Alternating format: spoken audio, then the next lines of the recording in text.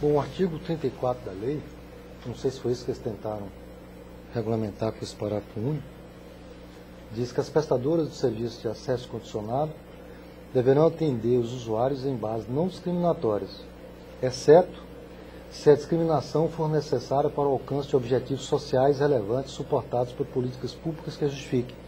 Não sei se vocês tentaram, com esse parágrafo único, buscar um atendimento especial para essas entidades de utilidade pública, estabelecimentos públicos, que está dentro da abrangência, como universidade e tal. Não sei se foi essa a tentativa, não sei se o conselheiro teve essa oportunidade de discutir com a ANETEC, porque esse artigo 34 da lei diz isso, exceto se a discriminação for necessária. Nesse caso está discriminando, está obrigando que para essas entidades, caráteres sociais sejam atendidas de qualquer forma, né? Mas o conselheiro, não está contido esse dispositivo no CAPT? Para mim parece que está, mas parece que eles tentaram explicitar, eu sei, mas parece que eles tentaram explicitar para essas entidades e tal. Se no parágrafo único não houvesse o termo viabilidade técnica, isso, aí você teria uma distinção, porque aqui ele não poderia alegar viabilidade técnica no atendimento. Mas como no parágrafo único também tem a ressalva da viabilidade técnica, então ele é a mesma coisa do que está disposto no CAPT. Então, mas a lei não discriminou tecnicamente, não. A discriminação técnica foi nossa aqui. Nós, não, a lei nem entrou nesse aspecto. Caso ele queira impor para ela atender essas... Ela teria que atender. Me parece que esse artigo 34, quando ele fala, exceto se a discriminação for necessária para o alcance de objetivos sociais relevantes, suportados por políticas públicas que a justifiquem, quer dizer, na verdade, que é permitido discriminar para privilegiar certas políticas públicas. Comparando, por exemplo, com o programa Bolsa Família, por exemplo. Você separa certas pessoas que precisam daquela política pública e trata essas pessoas diferentemente. Acho que é isso que o artigo 34 falou. Com relação do parágrafo único do artigo 53, parece que realmente já está contido no artigo 53. Se não prejudica, ele está lá, evidentemente. Mas talvez a preocupação de tornar o texto mais simples e, portanto, menos suscetível a confusões seja interessante de ser contemplado. De tornar o artigo mais simples, acompanhando a proposta da conselheira Emília. Não criou a possibilidade de discriminação.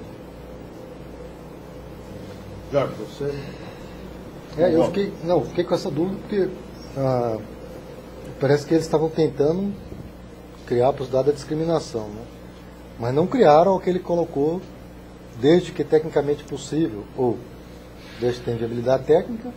Aí você passou a ser uma coisa só. O serviço deve ser prestado em condições não discriminatórias, não podendo a prestadora recusar o acesso dentro das áreas de abrangência das estações informadas nos processos apresentados à agência, a todos que o solicitarem, sem discriminação, conforme a disponibilidade técnica da rede da prestadora, observados os projetos de que tratam a anexação do regulamento. Ponto. Acabou. Então aqui já está tudo, está a escola, está a saúde, está todo mundo aqui contemplado, entendeu? O artigo discrimina. O artigo, em detrimento de alguém, deve ser atingido aqui por política pública mais social. Talvez na política pública vai se fazer essa discriminação positiva. Aí é uma outra situação. É uma outra situação. Quer dizer, ele causa... Eu entendi, só que eu acho que a intenção da Arateca quando escreveu era buscar aquela exceção, não conseguiram. Eles botaram a prestadora não poderá recusar atendimento do estabelecimento público. Lá em cima, não discriminatório, se atender de forma diferente. Quer dizer, não poderá recusar. De utilidade pública. Acho que eles tentaram buscar alguma forma de preservar. E acabou, quando eles colocaram desde viabilidade técnica, ele acabou igualando todo mundo. Eles acabaram não conseguindo atingir o objetivo que eles estavam querendo. Igualou tudo. Inviabilidade técnica também, conselheiro, dependendo da situação. Qualquer coisa. Você inviabiliza a prestação do serviço. Exatamente. Você vai criar uma obrigação que pode ser inexequível para o operador. Então, nesse caso, tem que esperar uma política pública e não tentar resguardar aqui, né? E aí? É a proposta da conselheira. Acompanhar. Fazer mais com a conselheira nesse caso.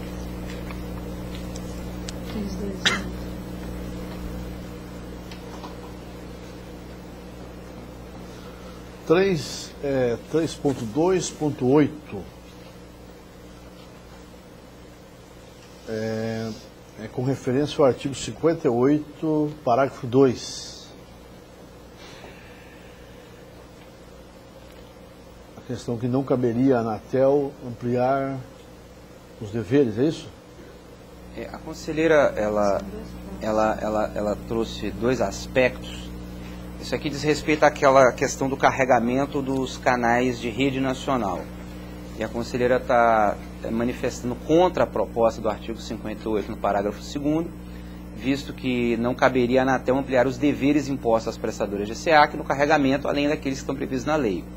Mas, no entanto, a conselheira mantém a definição de rede nacional que nós sugerimos, visto que é referida no artigo 70 do parágrafo 4º do regulamento, que repete um dispositivo da lei. Esse aqui é um ponto interessante, porque em nenhuma legislação, pelo menos que eu até hoje conheça, do setor de comunicação social, havia o conceito de rede nacional. Exceto para a formação de rede, para pronunciamento de atos do presidente da República, ministros, etc. e tal, ou a formação em rede, em rádio comunitária, para utilidade pública, essas discussões. Mas a lei, ela trata da rede nacional, inclusive fazendo referência à rede nacional no parágrafo 16 do artigo 32, isso é a lei que diz, né, estabelecendo que é facultada a geradora de radiodifusão que integre rede nacional. Então, a lei ela traz um conceito de rede nacional, e que essa rede nacional ela é formada por uma integração de geradoras de radiodifusão. Como a lei não avançou em relação a esse conceito, mas estabeleceu um dispositivo em relação a ele, nós entendemos que era importante a conceituação de rede nacional, o que, inclusive, está sendo acompanhado pela conselheira. O que a conselheira diverge é porque nós colocamos uma obrigação às prestadoras do SEAC de isonomia, ou seja, porque nós sabemos o seguinte, que a questão do carregamento obrigatório, para determinados tipos de plataforma, ele tem algumas dificuldades técnicas. Vou dar o exemplo do DTH. O DTH não vai conseguir carregar todas as mais de 400 geradoras de radiodifusão que tem no país. Isso não vai ser possível. Acontece que existem geradoras de radiodifusão que de forma integrada formam rede nacional e tem uma abrangência territorial alcançando toda a sociedade. E a nossa preocupação é que acontecesse o fato de, por exemplo, uma operadora de DTH, vou dar um exemplo aqui de uma plataforma, carregar uma rede nacional, ou seja, pegar uma das geradoras que integra uma rede nacional e não carregar as demais. E isso seria, inclusive, isso historicamente conhecido. Então, apesar de não haver essa previsão legal da proposta, na lei explicitamente, a Anatel cabe regulamentar a lei. E o que a lei quis deixar muito claro é que o must carry, a obrigação de carregamento do sinal, ele deve ser considerado todos os serviços, menos o TVA, de forma explícita, respeitadas as limitações técnicas, e trouxe o conceito do que seria, então, essa rede nacional. Então, nós entendemos que, até por uma questão de isonomia, então, as redes nacionais devem estar, sim, contempladas, todas, no SEAC, e, portanto, eu acho que é uma inovação importante que a agência traz para garantir aos usuários do serviço em todo o país que eles possam ter acesso a essas redes que fazem que tem uma atuação em nível nacional. Então eu vou, nesse caso, manter a proposta, até porque, como é um exercício de consulta pública, né, eu acho que é interessante, sim, acho que é pertinente que a Anatel ouça a sociedade em relação à visão do carregamento de geradoras que tenham que integrem redes e que possam levar a difusão das informações a todo o país. Eu vou acompanhar o conselheiro relator, Marcelo Bechara. Eu acho que... Davi Vitor. Não, o seu microfone.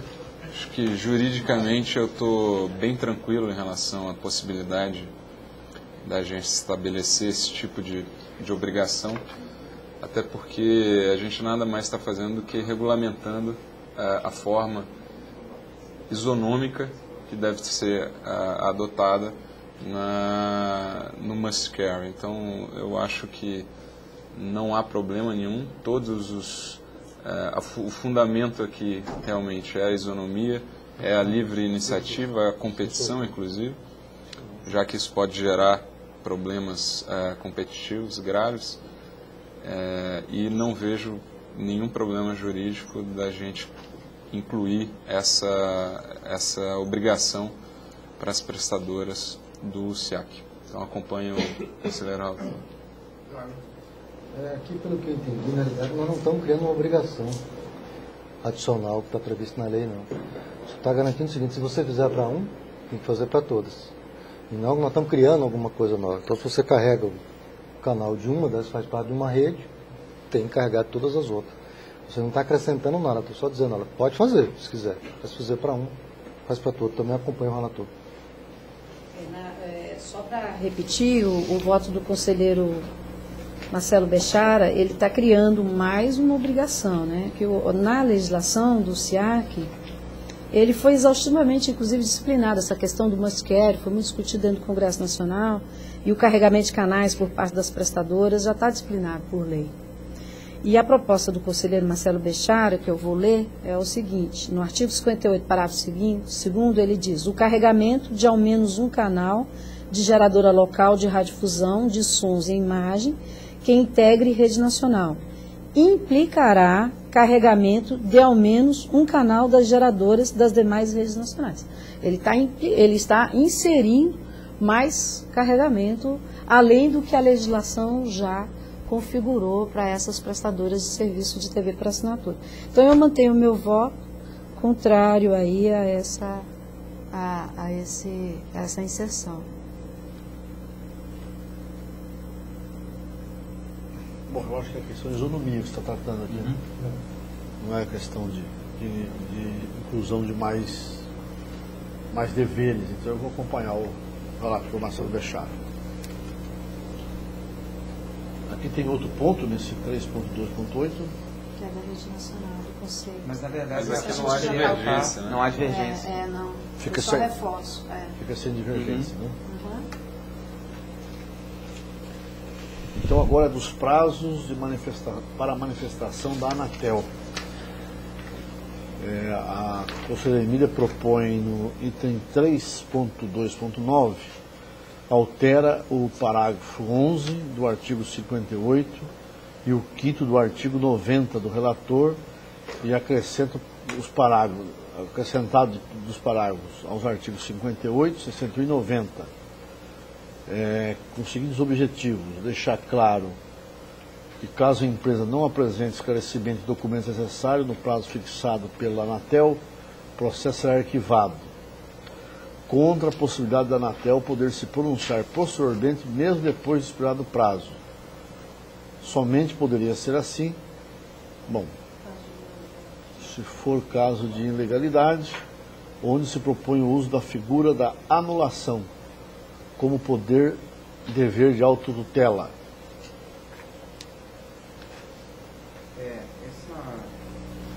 A lei ela traz uma série de disposições estabelecendo prazos para a agência de manifestação diante de determinados tipos de provocação específicas das prestadoras, e geralmente esses prazos estão em 90 dias, a lei fala pelo menos 2 ou 3 vezes em prazo de 90 dias.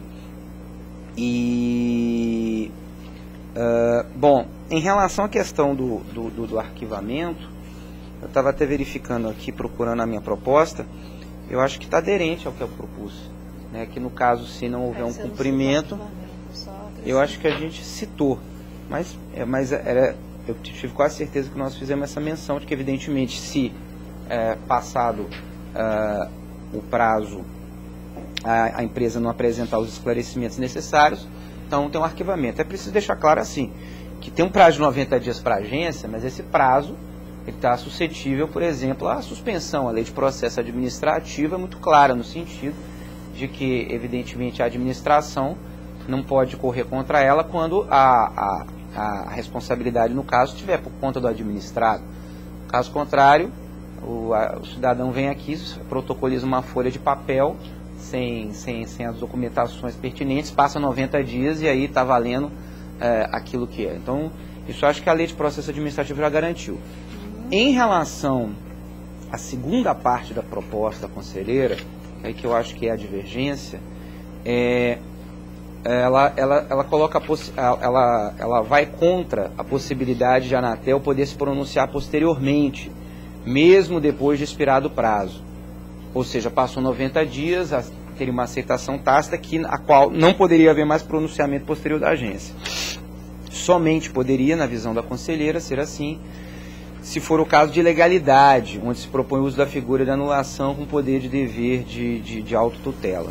Eu vou manter a proposta. Eu acho que, evidentemente, nós estamos tratando aqui de um serviço público. O prazo de 90 dias, ele é efetivamente uma diretriz a ser respeitada, observada pela agência. Passado o prazo de 90 dias, tem a figura, o instituto da aceitação tácita, só que isso não pode ser colocado de uma fórmula sacralizada, incólume, sem que possa depois, eventualmente, ter ser revisitado pela administração pública, no sentido até de um novo posicionamento sobre aquilo. Então, eu vou manter a minha proposta conforme está no voto apresentado na análise. Você concorda com a primeira proposta e discorda com a segunda proposta? Salvo engano, conselheiro, na minha proposta também havia a previsão do arquivamento. Não, você não citou o arquivamento.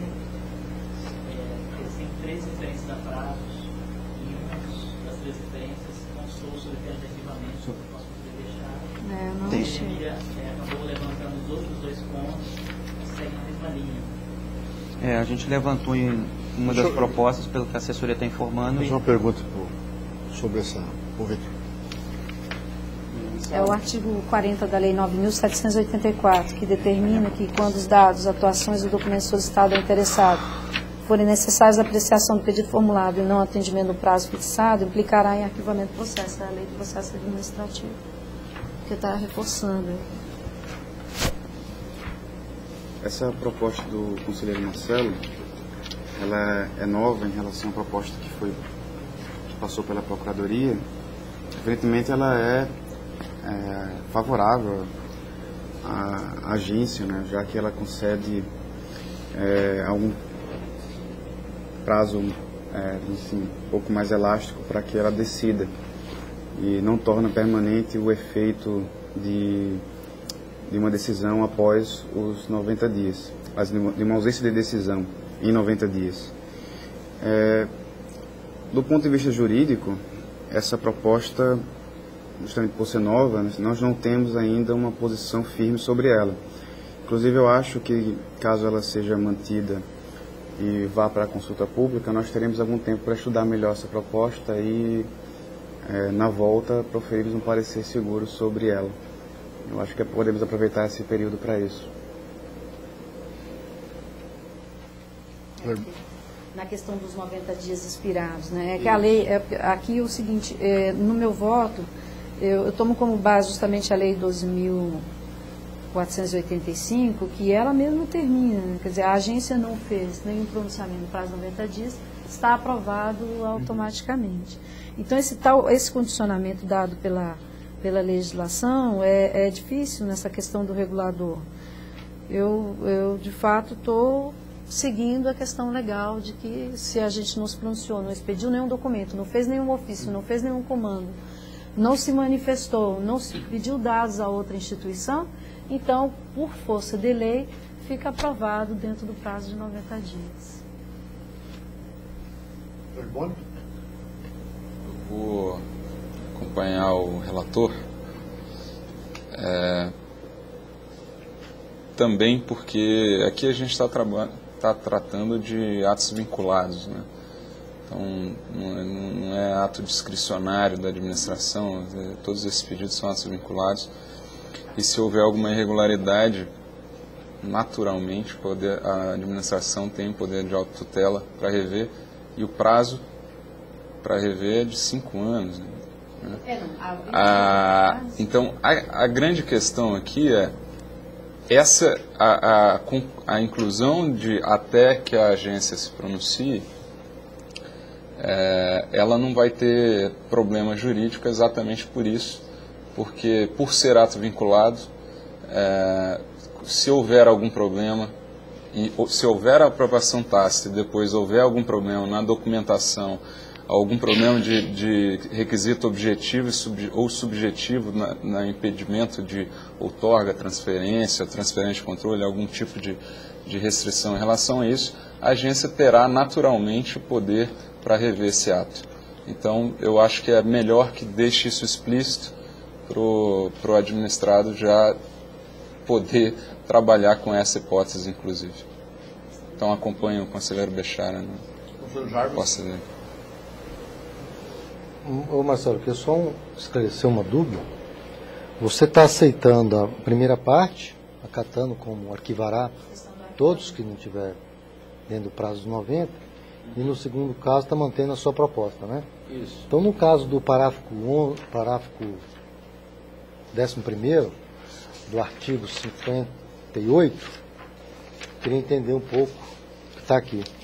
Em caso de viabilidade técnica ou econômica, a prestadora estará desobrigada do cumprimento disposto no parágrafo 9 deste artigo e deverá comunicar o fato à Anatel, que deverá ou não aquecer no prazo de 90 dias do comunicado, após o qual será considerado aprovado nos termos apresentados pela prestadora, até que haja pronunciamento da agência. Aí o prazo estabelecido no parágrafo anterior ficará suspenso enquanto não forem apresentados esclarecimentos e documentos imprescindíveis à análise do processo solicitado pela Anatel. É isso mesmo? É. Não precisaria, nesse caso, de arquivamento nenhum. Não. A parte do que tange ao arquivamento, eu concordo com o conselheiro. A primeira parte, em relação... Mas onde é que você propôs que será arquivado? Ele não cita. Eu que estou fazendo a emenda do pedido do arquivamento. Acompanhando. Ele está me acompanhando. Ele achou que tivesse feito por causa da lei de processo. Porque como ele é advogado, tem sempre a lei de processo na cabeça. Então, o artigo 40 na cabeça dele está, mas na hora que nós fomos ver o processo documental, não está. Então, eu estou acrescentando. Isso ele está acompanhando. O que nós estamos divergindo é com relação à questão do não pronunciamento da Anatel depois dos 90 dias. O parágrafo 5º do artigo 90, né? Isso. Então, nesse caso também eu acompanho o relator, eu acho que está arquivamento mesmo, está ok. E a segunda parte, acho que podemos levar para essa questão da discussão, se ultrapassarmos um dia, esses 90 dias aí, né? Se vier a ocorrer. Eu concordo com a posição do relator. Do Marcelo, só para ficar claro para quem está... Nós estamos gravando essa reunião. Como é que ficaria a leitura do seu parágrafo aí em relação a essa questão com a proposta da doutora Emília? A proposta da doutora Emília, esse aqui no item 3.2.12. O artigo 58, a conselheira sugere o parágrafo 13, ficaria assim: não apresentados os esclarecimentos e documentos de que trata o parágrafo 12 do prazo fixado pela Anatel, o processo será arquivado. E aí permanece o outro seu. Exatamente. Ok.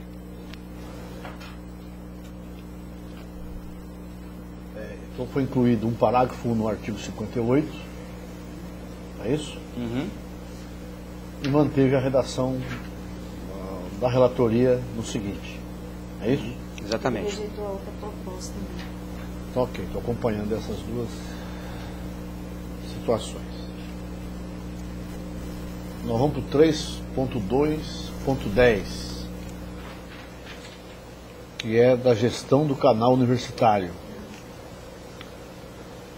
Esse é um item interessante, que a lei, ela, de uma forma, ela deixou por responsabilidade da agência a gestão do canal universitário.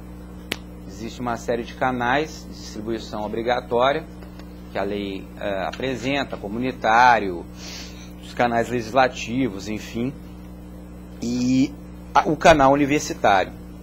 A proposta, a conselheira, ela apresentou uma manifestação sobre a ótica constitucional de que a nossa proposta estaria compelindo as universidades, entidades, enfim, interessadas a se associarem e que isso viola um preceito constitucional. Eu entendi a preocupação da conselheira, mas na verdade não é esse o intuito.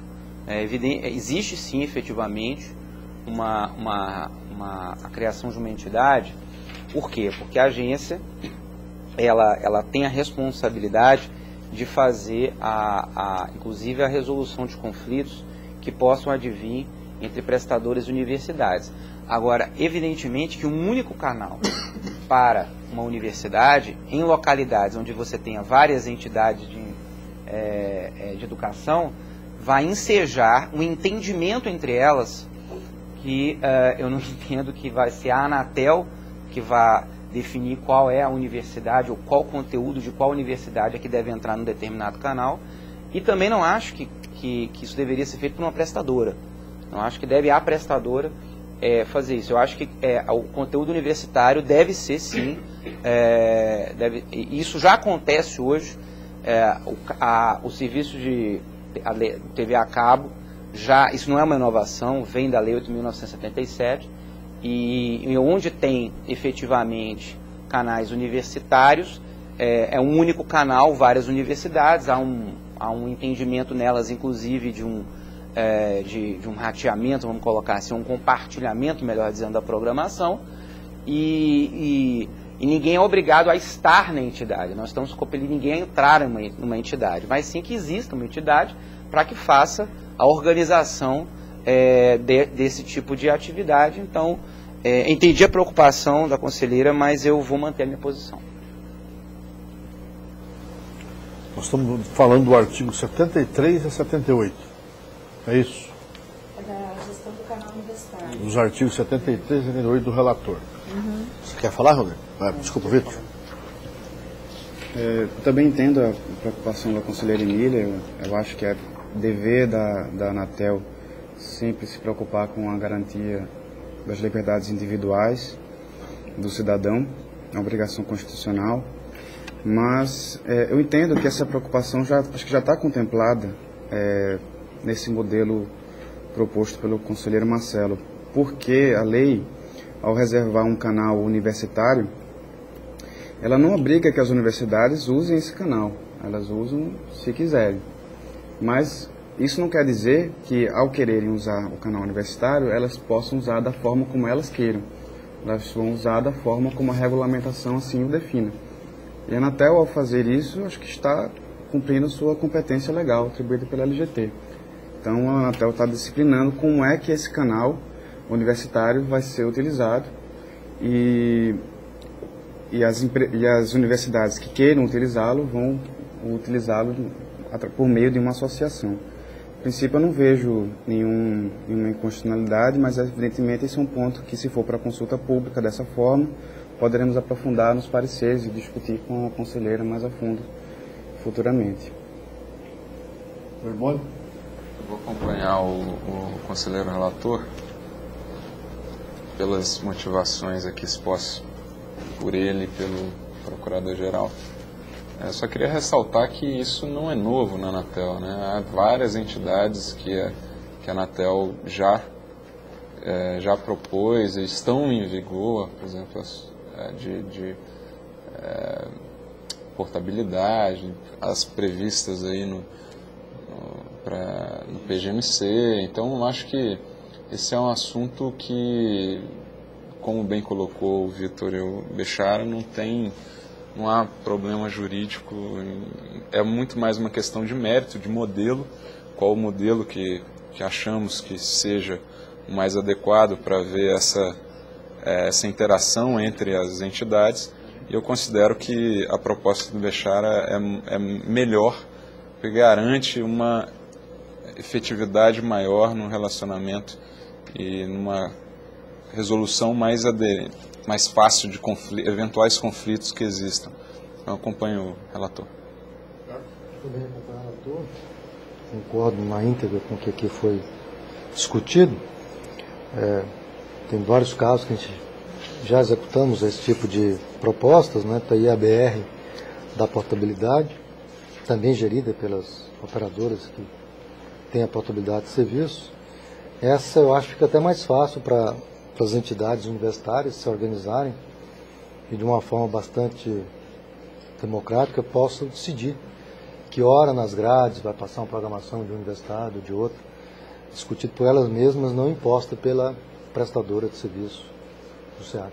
Me parece bastante aderente. Concordo com a proposta do relator. Doutora Emília? Mantenho meu voto. Vou acompanhar o relator também. Porque nesse caso, estava comentando com o Vitor, é onde tem mais de uma universidade interessada em usar o canal universitário e, evidentemente, com condições de fazer programação destinada a esse canal universitário. Quer dizer, de fato, teria que ter uma entidade que decidisse como democraticamente compartilhar conteúdos, né, produzidos por esse canal. Só para ressaltar que aqui tem aquela questão da entidade, a universidade ser uma entidade associativa, que ela teria que compor, conforme a relatoria do conselheiro Marcelo Bechara, que também eu estou colocando como contra, porque até cito aqui o voto do ministro Maurício Corrêa com relação a isso, que uma instituição não é obrigada a se associar ou se transformar numa entidade corporativa para atender essa questão dos sinais com relação à transmissão do canal de TV universitário. Então tem um outro ponto da gestão do canal também, que o relator não pronunciou. A mesma questão, a criação da entidade, né? Eu entendo que a criação da entidade. Mas é exatamente esse ponto que eu abordei. Bom, o 3.2.11, também da conselheira Emília, é uma alteração nos artigos 83 a 84 da proposta do relator, da oferta conjunta. Ela acompanha a proposta do relator, mas inclui um parágrafo para estabelecer regras sobre a precificação do serviço de forma a evitar venda casada transversa. Eu entendi a preocupação da conselheira em deixar isso de forma mais explícita. Na minha opinião, eu acho que é importante, sim, ela está dando uma contribuição valiosíssima à proposta, numa forma de explicitar a questão da preocupação em relação àquilo que nós colocamos como venda casada transversa. Todavia, parece que o conselheiro Jarbas ele tem uma sugestão, né, de redação à proposta da conselheira, para deixar mais aderente a uma outra manifestação que o Anatel já fez através, que salvo engano, do regulamento do SM. Né? Sim, mas depois que eu analisei bem aqui a questão, conselheiro,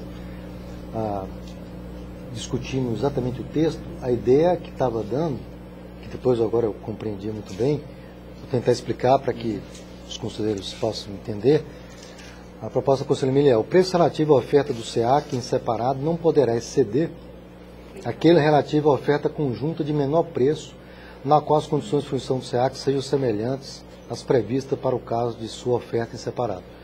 Então, o que eu tinha entendido era que, se tem uma proposta conjunta, por exemplo, de venda de 4 serviços, o SEAC, o SM, o STFC, o SMT, esse SEAC, logicamente, teria um preço muito mais baixo do que o SEAC que seria ofertado isoladamente, até porque está feito num conjunto que é um uma proposta. Agora, o quanto desse novo, dele sozinho, teria que ser? Ou seja, logicamente não poderia superar, pelo menos, uma soma desse que está sendo ofertado. Mas o que ela colocou, não poderá exceder aquele relativo à oferta conjunta de menor preço. Poderá existir uma outra oferta conjunta só com 3. Só com SEAC, nas mesmas condições, com SM e com SMP. Então, esse caso, ela não pode superar desses 3. Pode ter um caso que ter só 2. Então, esse segundo preço daqui, de menor preço, está se referindo à oferta conjunta menor. Parece razoável. E aí, nesse caso, acho que a redação atende o espírito de evitar a venda casada e determina um preço razoável. A ideia aqui é para preservar o usuário. Quando se vai, nós temos 3 serviços: telefone fixo, TV por assinatura e banda larga. Esse conjunto de serviços custa X. Se o usuário quiser adquirir um desses serviços e não os 3, ele não pode custar mais do que X, ele tem que sempre custar X ou abaixo de X, para evitar que ele fique amarrado a sempre contratar os 3 serviços. Quer dizer, uma garantia de que o usuário não vai ter a venda casada transversa, quer dizer, obrigá-lo a obter serviços que ele não queira, tá certo? Com preço superior ao pacote. Você tem um combo com 4, combo Sim. com 2. Logicamente, o preço dele individual nunca deve ser maior do que o de 2. Não pode. Entendeu? Isoladamente. A operadora parece geralmente razoável. utiliza isso. Já que tem 2, um mínimo de 2. Quando eu... A redação está perfeita. Tá ok. Ótimo. Por mim também. Tá ok.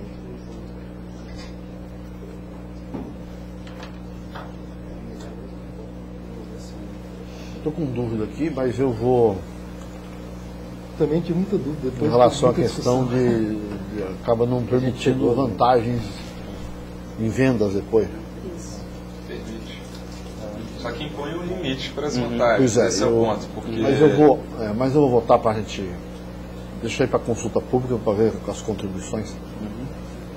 Então, ponto 10, nós estamos aprovando o destaque apresentado pela doutora Emília sobre oferta conjunta. Agora vamos para o 3.2.12, que é uma proposta da doutora Emília também, da questão de livre habilitação das unidades receptoras e decodificadores, que se refere à alteração da redação, exclusão do termo mercado varejista e inclusão de que o equipamento tem que ser certificado pela Anatel. Acho que essa é uma medida importante, né? A conselheira ela faz uma sugestão bastante contributiva no sentido de aprimorar a redação. Já era claro, evidentemente, que qualquer terminal para utilização tem que ser devidamente homologado pela agência, mas acho que a redação ela deixa isso de uma forma muito clara. Eu acompanho a sugestão da conselheira Emília. Também acompanho a sugestão da conselheira Emília. Também acompanho. Também acompanho. Então, a questão do item 3.2.12 altera a redação nos termos da proposta da conselheira Emília. O ponto 12, grupo de trabalho sobre norma de canais obrigatório. A intenção aqui é ampliar o mandato do grupo de trabalho criado pelo Conselho Diretor em 2010 para a formulação de norma conjunta sobre canais básicos de utilização gratuita,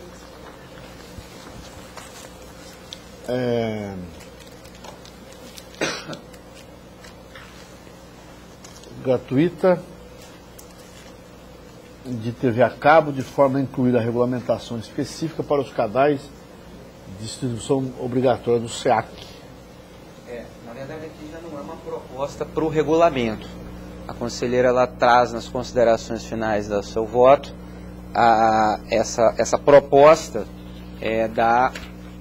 vamos chamar assim, da retomada desse grupo de trabalho que foi criado pelo Conselho Diretor em 2010 para a formulação. Esse grupo de trabalho criado em 2010, eu lembro bem, na reunião do Conselho, ele estava dentro de uma discussão na época que não existia a lei. A lei, ela é desse ano, então havia algumas dúvidas. Para mim nunca teve dúvida, eu deixei isso inclusive claro na reunião, com a opinião da Procuradoria de que a competência era da Anatel, mas o Conselho Diretor entendeu que um entrosamento, uma discussão com a Ancine seria salutar, só que eu acho que a lei já resolveu esse problema. Porque agora a lei ela trouxe de forma clara quais são as competências da Anatel, quais são as competências da Ancine, e estabeleceu uma obrigação no prazo de 180 dias, que é o que nós estamos exercitando aqui agora, de regulamentação. Então a Anatel está fazendo seu regulamento, a Ancine está fazendo um ou mais regulamentos para atendimento à lei. Então eu entendo que o grupo de trabalho, na minha opinião, ele perdeu o sentido na medida em que a lei resolveu as atribuições de cada agência e cada agência cuide dos seus regulamentos. Eu acho que é importante registrar, presidente, que além de toda a contribuição dos gabinetes para a elaboração desse regulamento, nós tivemos interações com a Ancine, evidentemente, para estabelecer alguns entendimentos de conceitos, evitar divergências. Então, isso tem acontecido, aconteceu de uma forma efetiva. Então, eu acho que não há mais necessidade desse grupo de trabalho, pelo menos nesse momento. Sr. Boni? Concordo com o conselheiro Bechara, acho que era um outro momento, não vejo essa necessidade agora. Talvez surja no futuro, mas eu acho que agora, pela definição, pela repartição de competências que a lei faz, eu acho que não faz mais sentido, então acompanho o conselheiro relator. Jarbas? Também acompanho o conselheiro relator. Eu mantenho meu voto. Eu acompanho o conselheiro relator, então está rejeitado o destaque sobre a criação de um grupo de trabalho sobre normas de canais obrigatórios. É uma norma conjunta com a Ancine. Item 13. Desculpa, falando de item 13, aqui é da lista minha aqui, tá? Fixação de preço público para a prorrogação de radiofrequência do TVA. A proposta é fixar no prazo de 30 dias a partir da publicação da versão final do regulamento SEAC para a Anatel estabelecer o preço. Essa obrigação de estabelecer o preço já havia sido dada pelo Conselho Diretor à Superintendência em 9 de junho de 2011. Eu concordo plenamente com a posição da conselheira Emília. Eu acho que 30 dias a partir da publicação do regulamento, o prazo limite é 9 de março, 30 dias teria 9 de abril. Eu acho que daqui até lá, né, eu acho que a superintendência não tem que esperar o regulamento sair para correr os prazos de 30 dias, já pode fazer, já devia ter feito. Então, eu acompanho integralmente. Acho que é um puxão de orelha devido. Zerboni. Acompanha a conselheira também. Jarbas. Também acompanha a conselheira com essa colher de chá aí, né? Também acompanha integralmente, né? Que já foi decidido pelo Conselho Diretor. 14. É o momento da... Desculpa, eu estou falando 14 porque é o meu seguimento aqui. Momento da oitiva da Comissão de Comunicação do Senado. Conselho de Comunicação Social. Desculpa. Conselho de Comunicação Social. É o avançado da hora. O relator propõe que seja enviada... a doutora Emília propõe que seja enviada à comissão de Conselho de Comunicação Social após a consolidação das contribuições da consulta pública antes da submissão ao CD. Então nós teríamos uma consulta pública até 30 de janeiro e depois enviaria isso para o Senado. Essa é a proposta da doutora Emília Bechara. Eu estou retirando essa proposta, estou acompanhando o conselheiro Marcelo Bechara. Ok. Acompanho o texto do relator, em que a encaminha de imediato e já adianta o processo, já que o Conselho de Comunicação Social não está composto, e vai levar 30 dias do prazo para poder ser analisado, tá? Zerboni. Também acompanha, relator. Acompanha o relator. Também acompanha o relator. Prazo máximo para sobreprodução de outorgas do SEAC da mesma empresa. Essa aqui é uma emenda ao voto do próprio Marcelo Bechara no seu voto original. É um aditivo. Um ajuste redacional num artigo específico. Ajuste redacional. Se quiser explicar. Já Você foi já leu? Já foi explicado. Já explicou, eu Zerboni. acompanho o conselheiro. Já Com o relator. Doutora Emília? Com o relator. Também com o relator. Bom, então nesse caso aqui terminou as contribuições. Eu já tinha terminado as contribuições da conselheira Emília.